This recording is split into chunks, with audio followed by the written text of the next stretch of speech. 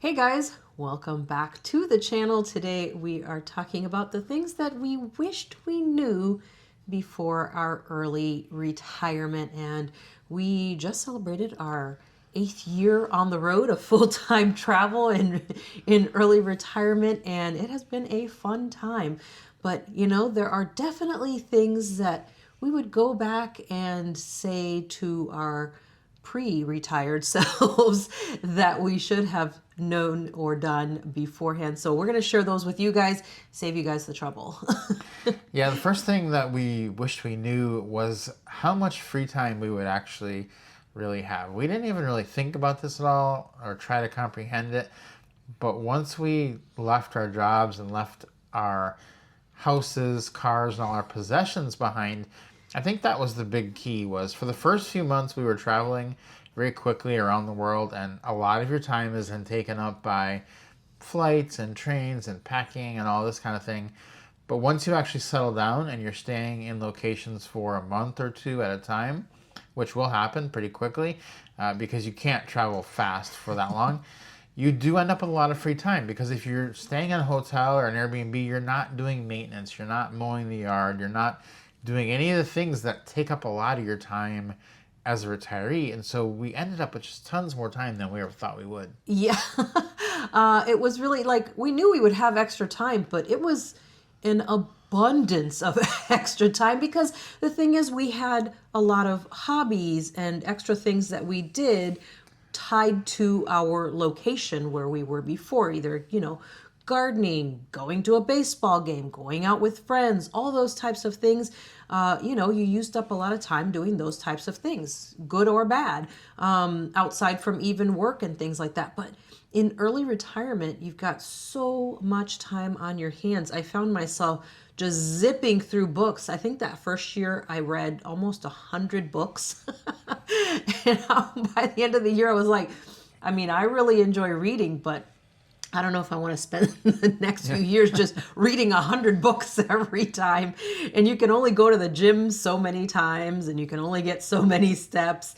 And, there are some other things that we'll be sharing also that, added to that. But, after that first year or so, I was actually really quite bored. And that's actually one of the reasons why we started YouTube, because I thought it would be something fun to do, on the side. Yeah, we started that because the time was just, it really did blow our minds. Because if you think about it, you're in an Airbnb, you're in a hotel, you're not cooking really that much, you're not cleaning. In Airbnb you can cook, but a lot of times in the countries we're in, like in Southeast Asia, you'll just order food because it's so inexpensive.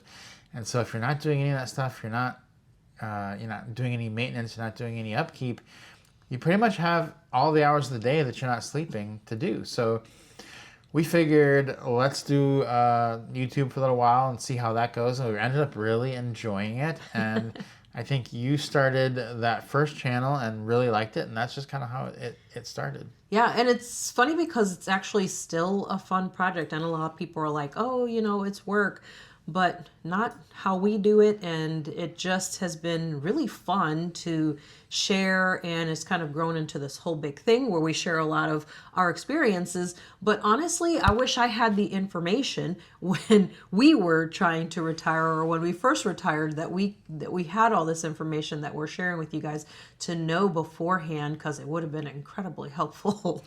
Next one's going to be that we needed to be okay with a slower pace of life.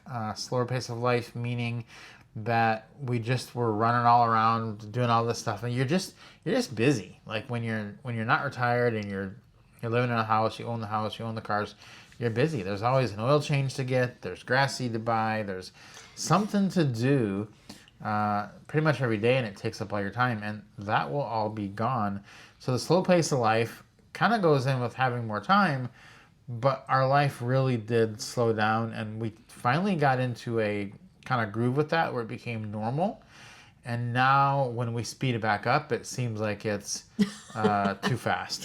Yeah, and it's not even that sped up, but from what we've been doing recently with our slow travels, it really does seem like, whoa, wait a minute. We went to 2 places this month. That's getting out of hand.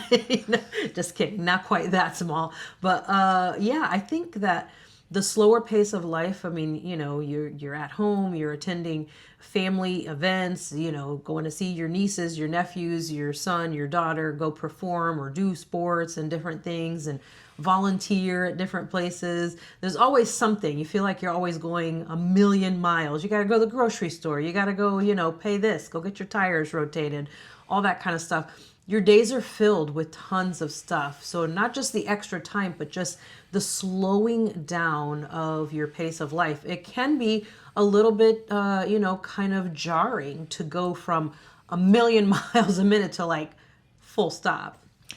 We also didn't know how much less we would actually be spending when we did this. When we traveled the world, we sold all our possessions, decided to travel the world, and it really did reduce our spending. And that seems very counterintuitive because people think of travel as being expensive. But if we're doing it in the way we're doing it, which is staying places for a month at a time or longer, you can get a pretty good deal. You actually pay a premium to stay in the same place. People don't realize that, but when we go back and look at the rents per month or for a long-term lease, even in other countries, especially in the US too, for a year, it is much more than if we're renting by the month. And the reason for that is because when you're renting by the month and you're not tied to a location, you can look for the best deal out there. You're basically allowed to renegotiate your rent every month. And they say, if this isn't good, well, guess what? I'm going to go to Mexico. There's a good deal I found down there. And if that's not good, I'm going to go to Colombia. I found a deal there for $500. And if that's not good, I'm going to go to Thailand. I found a place for $400 on the beach.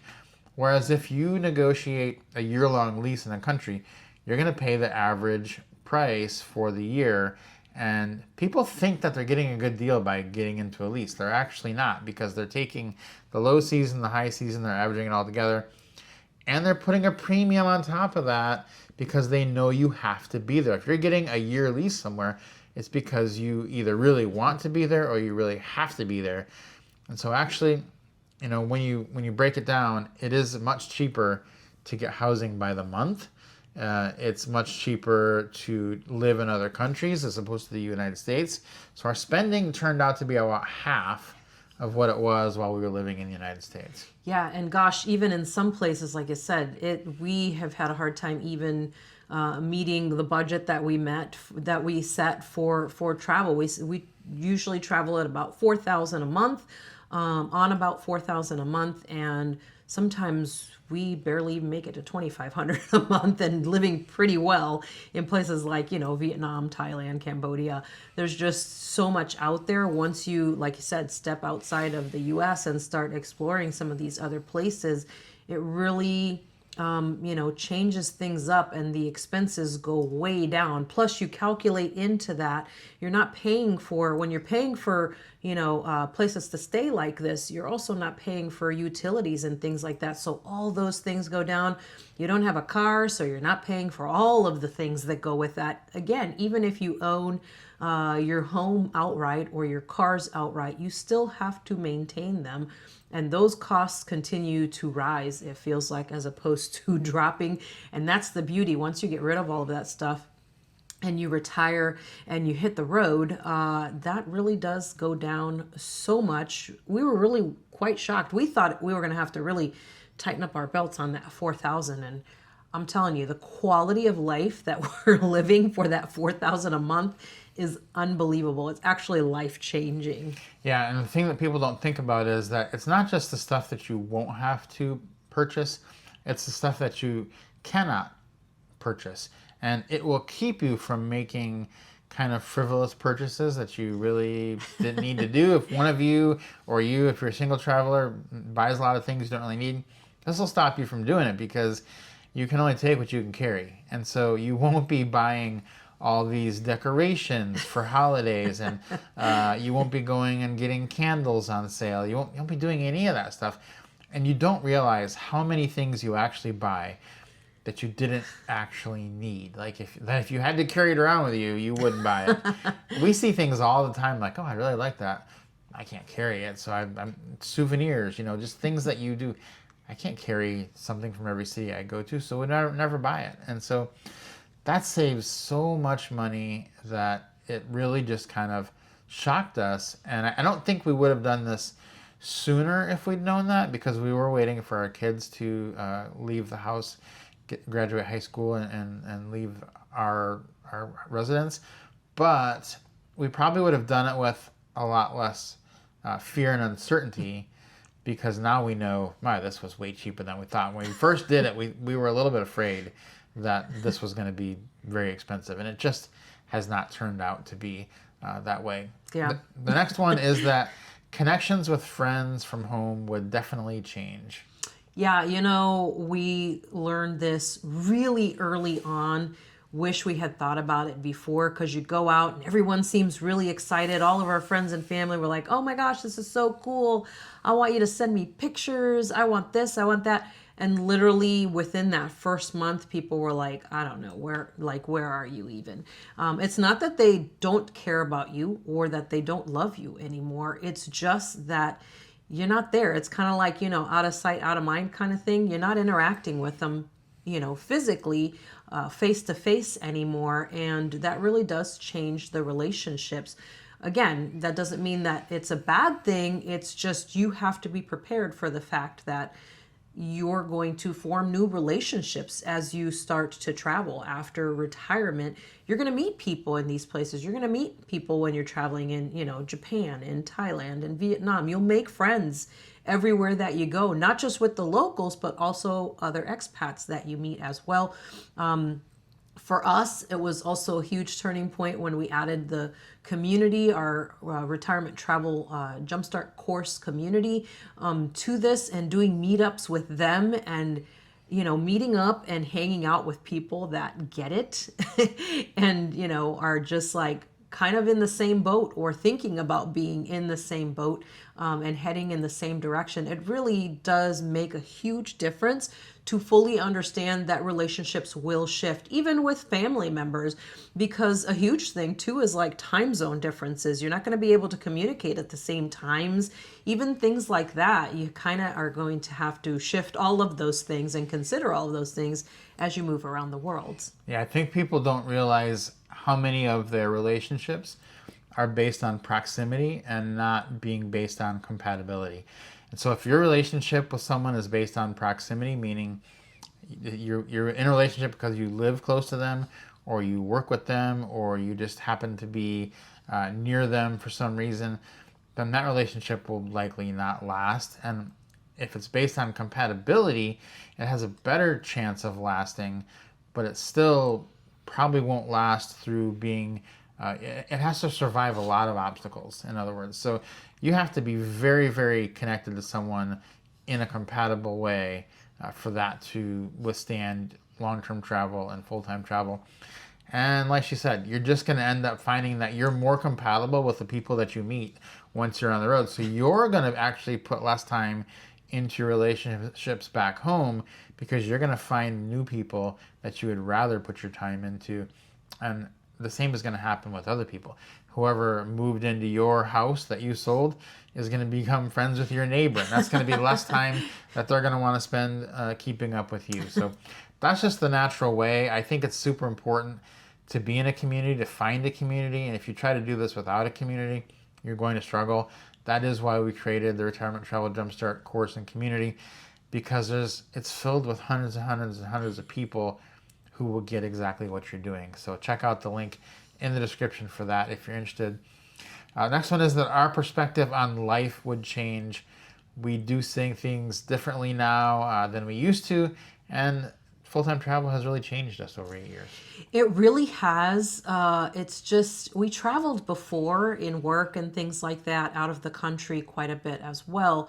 But this, being immersed in the cultures and building relationships with people who have, who were born in a completely different country than the one you were born in, and who have lived a completely different life than the one you lived. And it's just so interesting, and it just gives you so much perspective on how to see all things. And it just has been absolutely life-changing, honestly, to build these relationships and to just be able to see things in a completely different way. And it's so different than, like I said earlier, when we were traveling for work or vacationing. it's very different when, you've been living with a group of people for, a month, 2 months, 3 months, and you're building relationships with them and really getting to know them on a completely different level. Your perspective is just going to be completely different. Yeah, one of the things that we do with our community is we do meetups around the world. And so we just did a meetup in Da Nang, Vietnam. We had 53 people from the community there. And it was amazing to see people who had just come to Vietnam for the first time. And they were like, wow, this was their light bulb moment. You could see that their life, their perspective had already changed just being there for a week, because there's so much that you don't realize until you do it. And I think that is just the thing that you do need to get out there. Even if you're not retiring for a few years, get out there with people that are doing it, and you'll see, you'll catch the bug, like, oh, I want to do this. Because I had no idea it was this amazing. I had no idea it was this easy, actually. We build this thing up in our head like this is going to be so difficult. It's not that difficult. There is a way to do it that's not difficult. And so once you get that under your head, then you realize, okay, this is something I really want to do. Yeah, because I think you come into places with some preconceived ideas as well, or just things that people have said about, different places and things like that. And it's just when you go and actually experience it for yourself and you're immersed in it, boy, it's completely different. And we've just had that experience in so many places around the world, not just in Asia, but just all over the world, in South America, in Europe. There's just so many different moments that I could I could probably tell you stories for a couple hours just off the top of my head without thinking too hard of different moments that were just like, wow, this is amazing. Yeah, it is the preconceived notions, like places that we were kind of maybe scared to go a little bit when we first started. I was like, what were we even thinking? Like, that's not even a question there. Like, well, I don't know what we were even thinking. And you do change your perspective and just realize that all these things you've built up over your whole life, they just were not true. And so that's interesting. And it will change you, but that's for the good, because some of those ideas that you had in your head needed to be changed, and this will do it. So guys, we hope this was helpful to you. If you liked the video, please give us a like. If you have questions, please leave them in the comments, and we will see you on the next video.